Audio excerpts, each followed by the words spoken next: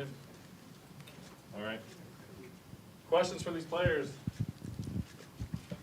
Shedeur, Brian Howard from the Daily Camera.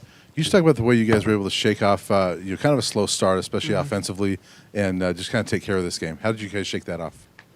Really just getting back to the basics. They played Minnesota last week, so it was, they was in straight run the ball the whole game formation, so it was really hard to, I say, study the tape to get intimate and know, okay, their tails and what they're going to do.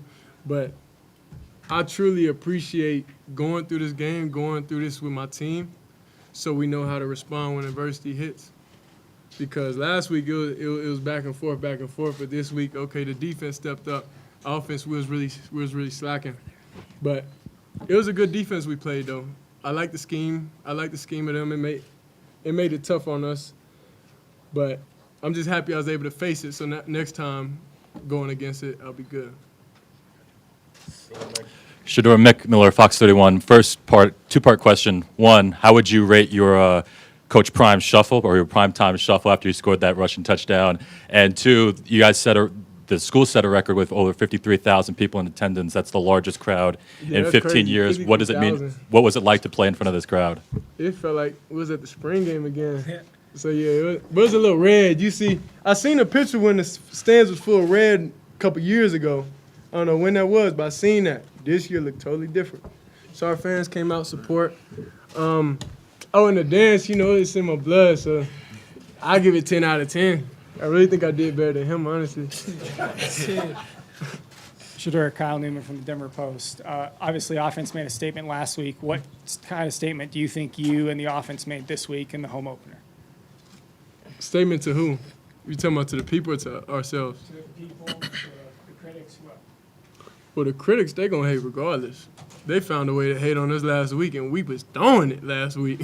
so this week, of course, they're going to hate, but we're not really too concerned about that. We understand where we got to grow and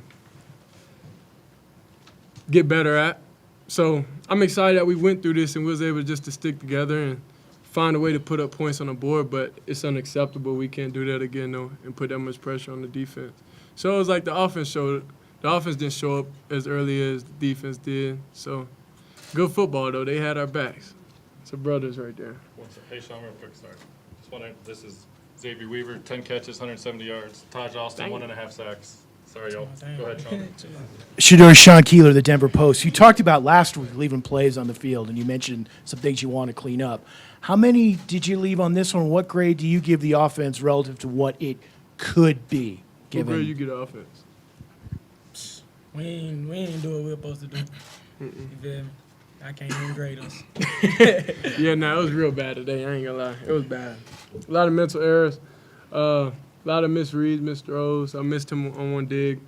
But we just got to be able to just start faster and be able to just lock in quicker. So whether that's mentally, understand that going into practice and get everybody together and round them up and tell them, what time it is, and we got to – but at least we didn't do one thing this week, though. We didn't have a delayed game coming off sideline. We worked on that in practice. So it was a little faster. But the tempo of the offense, it wasn't as how it's supposed to be. But I'm happy that it's good and bad that came from this. This question's for Taj there. Zach Harlow, Buffalo's Wire. At least on the defensive front, you guys did a better job stopping the run. Just wondering if you could speak to that a little bit. I feel like we did way better than last week, so as a defense, we just got to keep stacking days and getting better because we still had a few assignments that we messed up on that we can get better and correct, so we just got to keep stacking days. Oh, and I saw you on the news. I seen you on the news. Yes, I seen you on the news. I saw you on the field. Now, Darius told me, he was like, oh, she be in the press conferences. I didn't know that. So I turned on my TV. First time I watched TV, I see you on there. I loved it. I loved it. Yeah, Joe Rico, Mile High Sports Radio is the final word. My question is for Xavier. Hey, another 10-catch day. You're making a big name for yourself, and can you talk a little bit about the receiving corps? And I thought Shedeur's would be a little humble with 393 yards passing. I think you're doing pretty well if you can call that a bad day. Now I say, you know, we got higher standards. You know, he set a standard for 500, almost 600 yards. So at 300 ain't none to him. But our receiver core is great. You know, it's hard to stop all of us. We got too many weapons on the field at once. So it's hard for the team to play man. If they want to play man, it's over with. You know, so they got to drop 8. So we practice this coverage all week, and we just had to get a feel of it and get rolling. And once it started rolling, we ain't stopped. Go ahead, Romy. This is Xavier, Romy being CBS Colorado. What is it like having Shedeur as your QB, and how is he able to just get so many guys involved every game? Really, it starts in practice. You know, if he don't like a certain look or if he don't like the certain way you ran something, he gonna come tell you. Stop the whole practice and come tell you. So it's really just the connection we build in such a short amount of time, and it's getting better. Like I can say, it's getting better, and we still got multiple games left. It's only gonna keep growing. Shedeur, you had to navigate a lot of traffic in the backfield today. There are some plays when maybe another quarterback would surrender, but you try and keep extending it. What's going through your mind there, and kind of what's your mentality with that? That long off season in the weight room. Coach Mo got my legs strong, man. So, and Coach Lou talked to me about it over and over and over this summer. So that's when I see the weight room really. It really helped on the field today. So it's like it's hard. Making one guy miss that ain't nothing. That's gonna happen. Like you've seen in the one they call incomplete. You've seen it. But no, it's really the weight room. No, it's really the weight room. And we don't really. I don't really have too much quit in me like that. And I'm just not going for that. Everybody's regular people to me, and me versus them, I know I'm better. Go ahead, Ariel.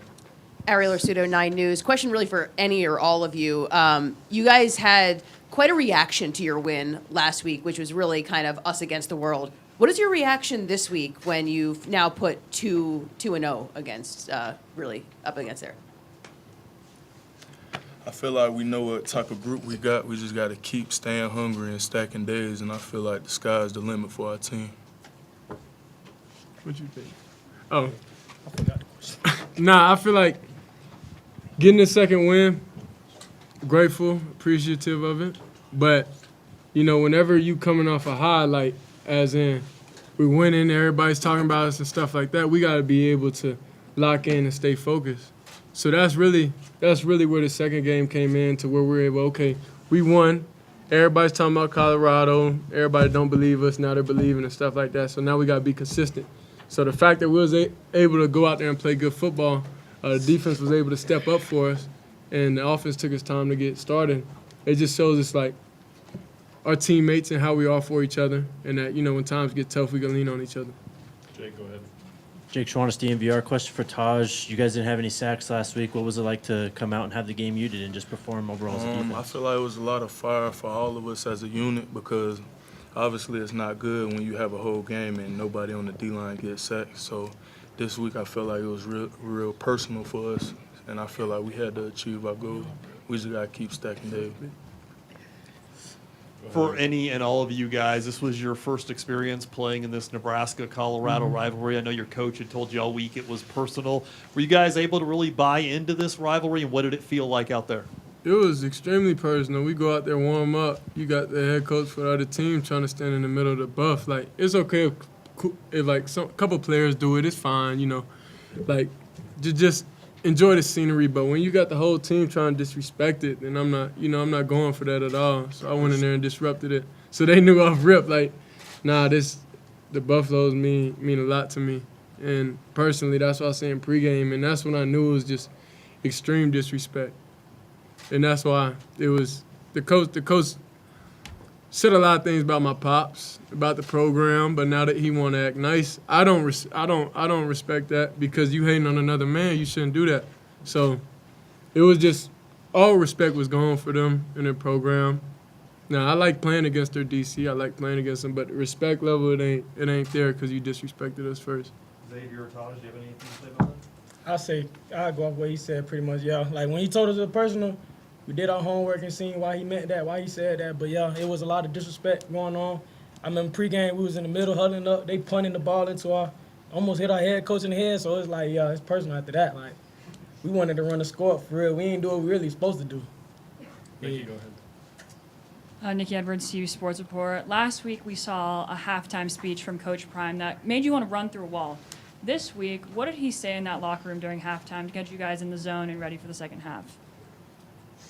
He just pretty much told us, like, it's personal. Like, you wouldn't want nobody coming in your house and doing whatever in your house, right? So it's personal for us. And I feel like we approached it that way every day in practice this week, and the results, like, showed itself.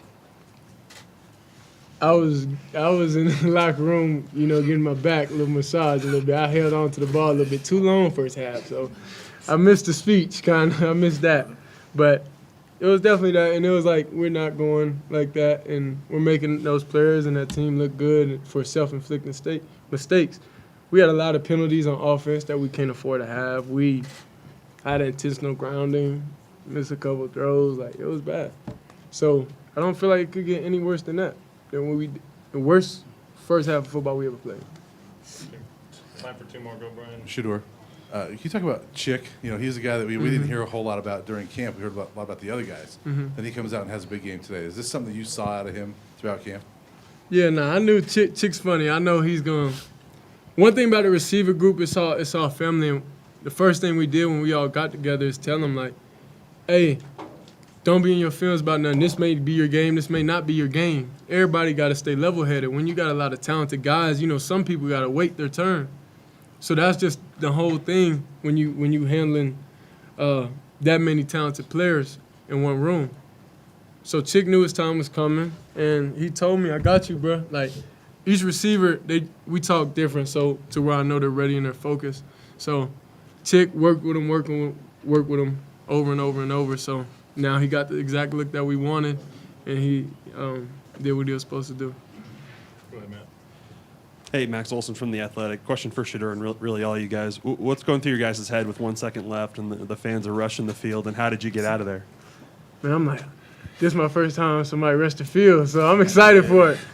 Then it was bittersweet because I started getting beat up in there, so it looked fun.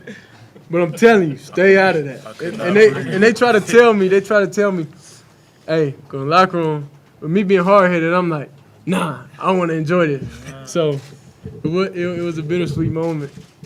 Yeah, it hurt a little bit. Get an ice towel. All right, thanks, guys. Appreciate y'all. Thank you, Jill.